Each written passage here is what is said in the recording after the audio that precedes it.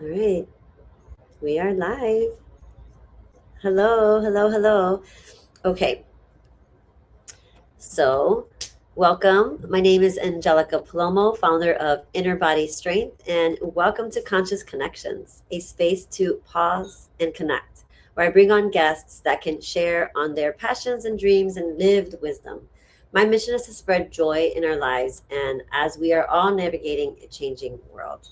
Maybe you never heard of me before, but real quickly, I just want to say I guide people that are burnt out or in overwhelm to connect to their bodies so they can feel alive again and live a life with meaning and purpose. I do this through nurturing our nervous systems with mindset, movement, and nutrition. And today I have my friend Julia Boone here with us.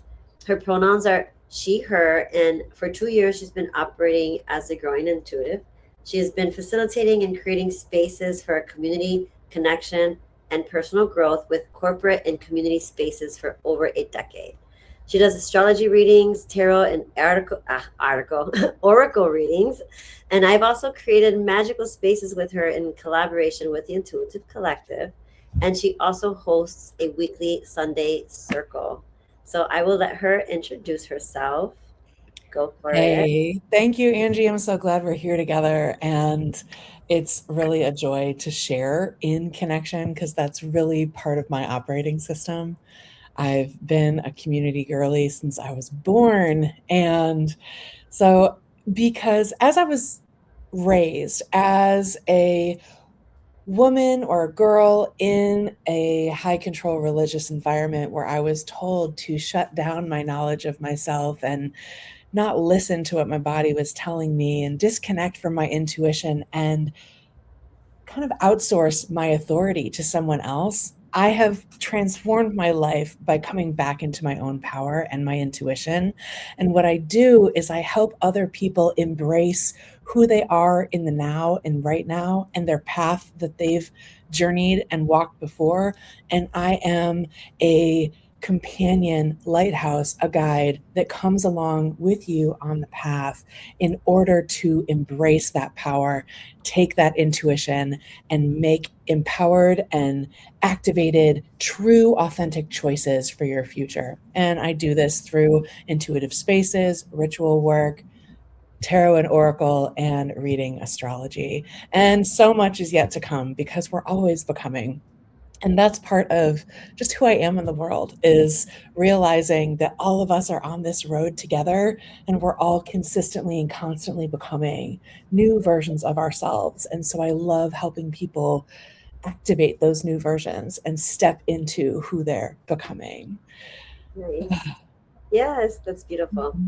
I love Mhm. seeing that people doing what they love. And so, my first question for you today is what is your current dream or your passion or something that you're working on right now? Oh my gosh, I got into sort of like a channeled state earlier and I was writing this out and I kind of feel like just sharing what I wrote, if that's cool with you. Yeah, yeah, go for it. Okay.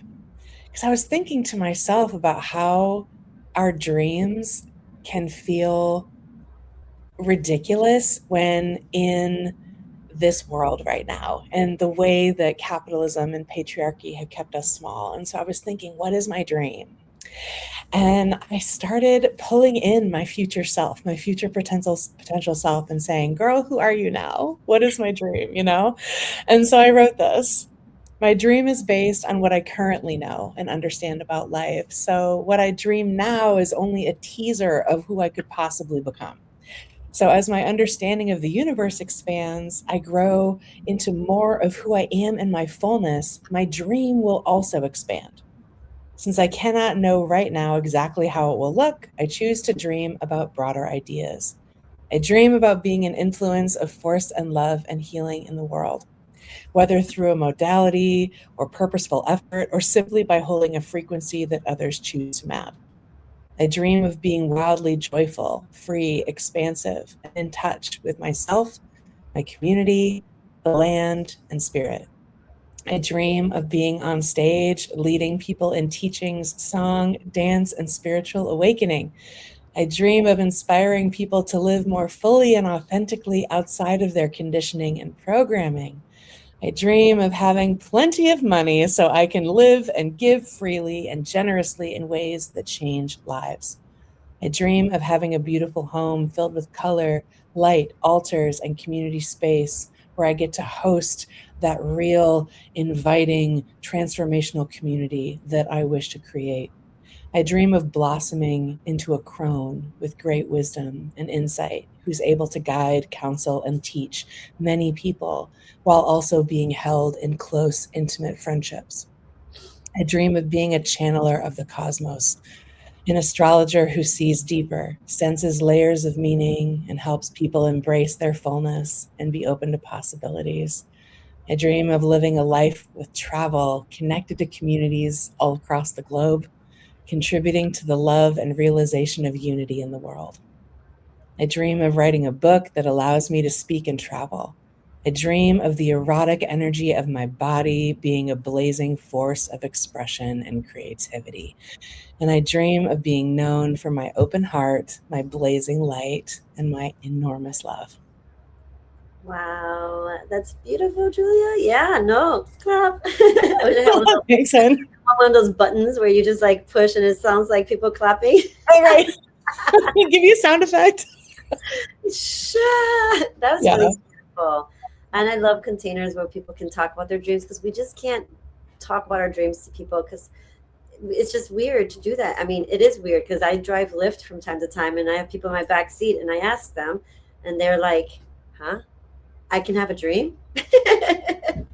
I don't, when was the last time people are asked that? I feel like we're asked that when we're children, you know? And people are like, what do you want to be when you grow up? What do you dream of being? And as kids, we have the permission to dream big. And then as we are sort of crafted and limited into the Mhm. way the culture and the systems want us to behave and act, I feel like we're taught, like, okay, put your dream aside, now work, right?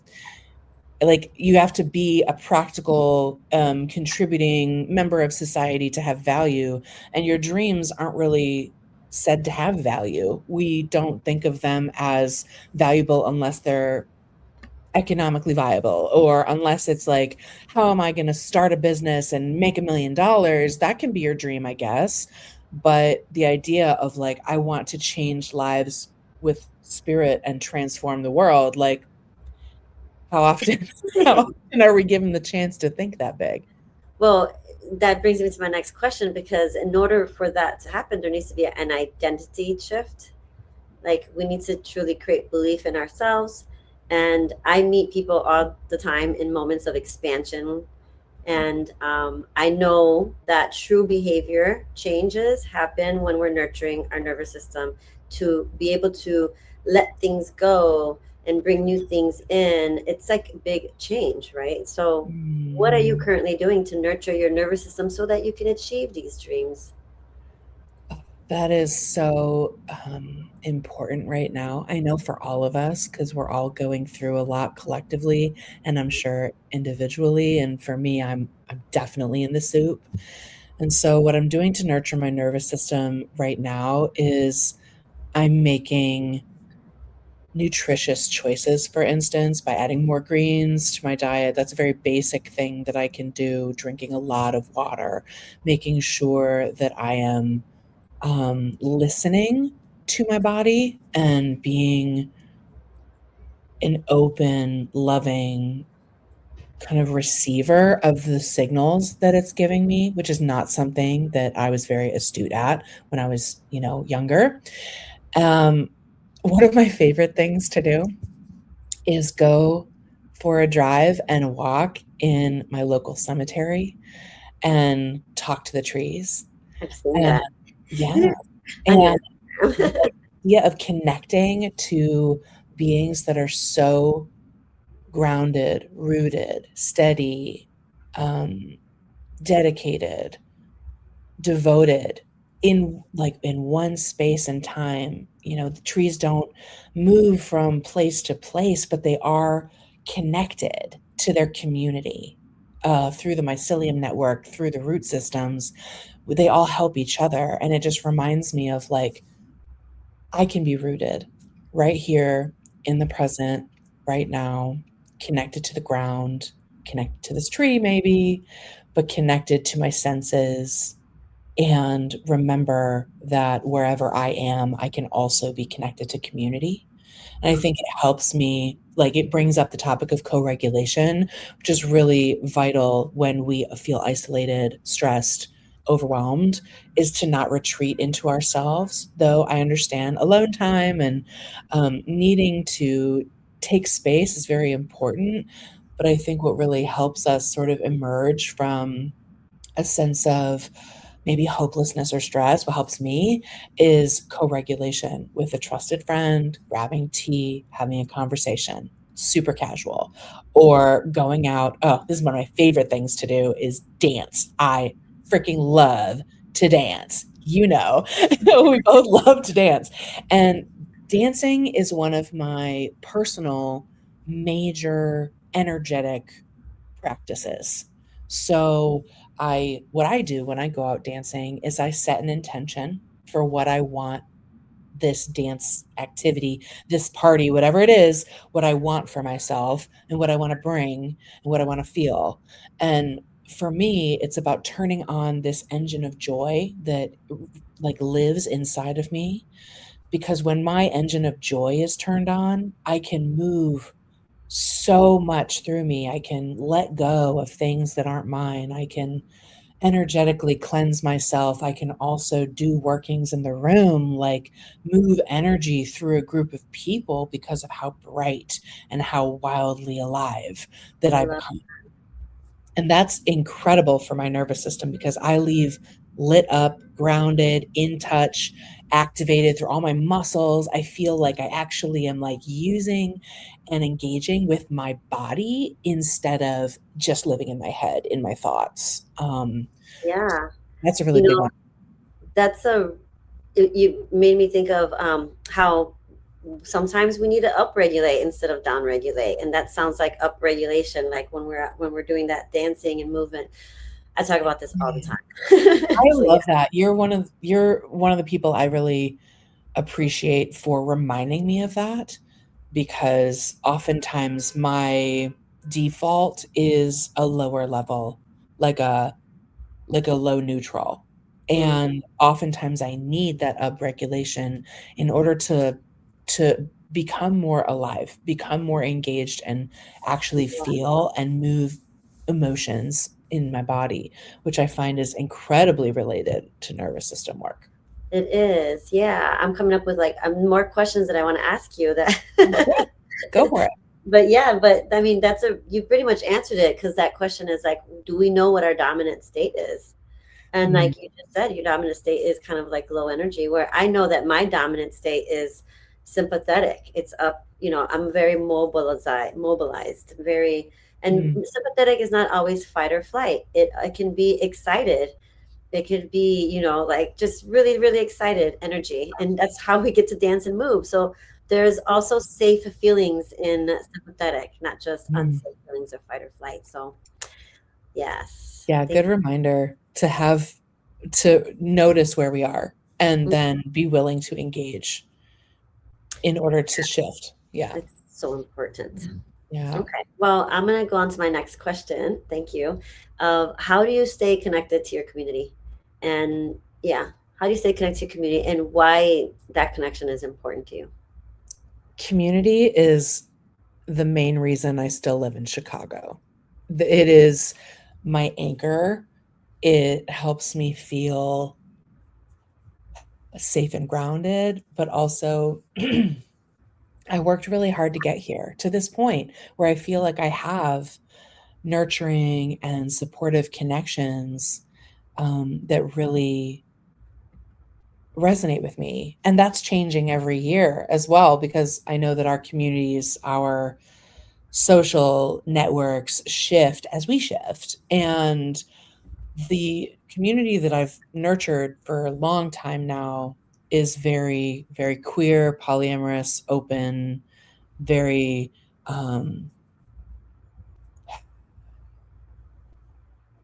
yeah, I feel like this community has really helped me step into who I am, even though many people in my closest friends group don't share the same paradigm as me.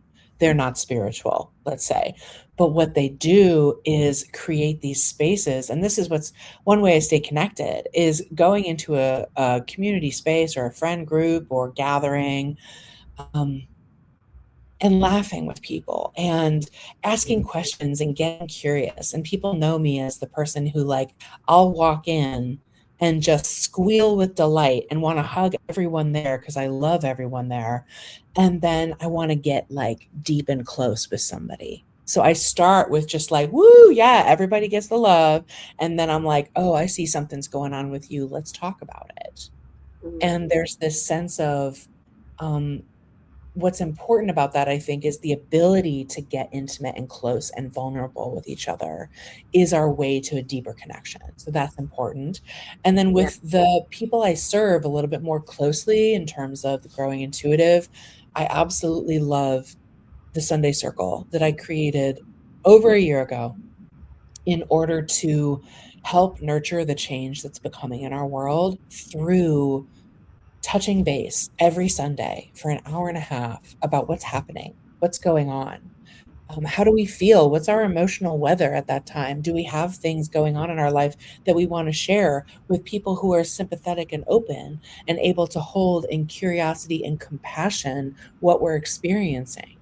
And it encourages all of us to to encounter our lives with curiosity instead of fear and compassion for ourselves by showing compassion also for others.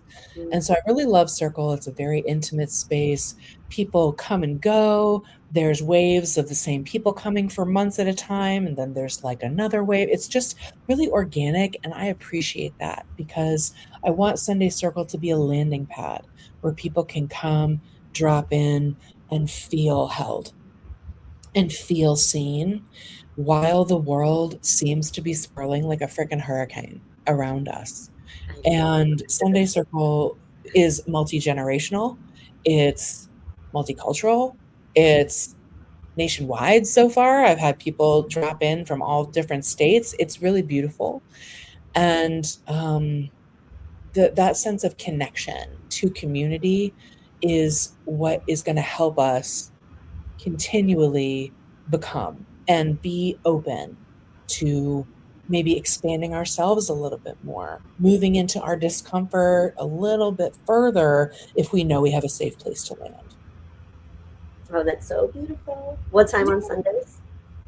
Oh, it's 3 p.m. Central to 4:30 p.m. Central, and most every week, I do cancel if I'm traveling or if I'm sick, I'll take a week off, because we do need to take care of ourselves. But I love hosting it. It's basically like I feel like it's a spiritual refuge, Okay. especially for people who need like a third space, who have felt like abandoned maybe by old systems, churches, whatnot, that just they miss the community feel of those spaces, but want something else that's not based on doctrine.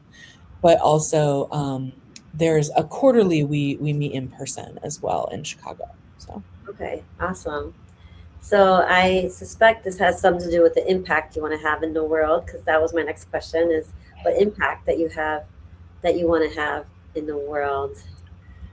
Yeah, like as I said at the top, I really want to be able to hold and embody a frequency of love and acceptance and healing and compassion and curiosity that is just so catching. Like that when I share a room or a space, I mean, I want big spaces. I want tons of people, to be loved at the same time.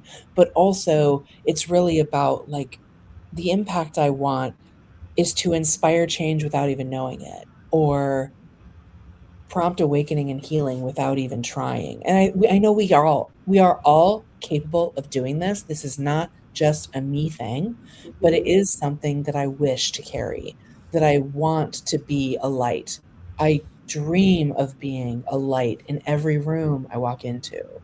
That Your intention. mhm, yeah, so that I carry love and light everywhere, and not in a light and fluffy way, but in a way that feels like that's felt, that Yes. feels like a warm hug to everyone. That is like, oh, you can see in my face my engagement and curiosity and love for you if you're a stranger, you know?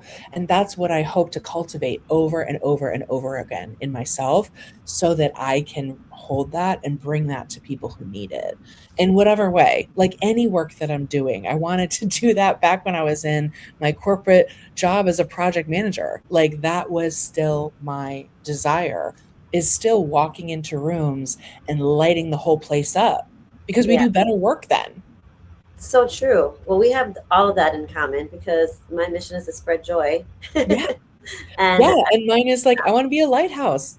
I like, let's go, let's shine the way. And I find that I'm learning, and I will always be learning, always be learning. And the more we learn and heal ourselves, the more we meet ourselves deeply, the more deeply we can meet others.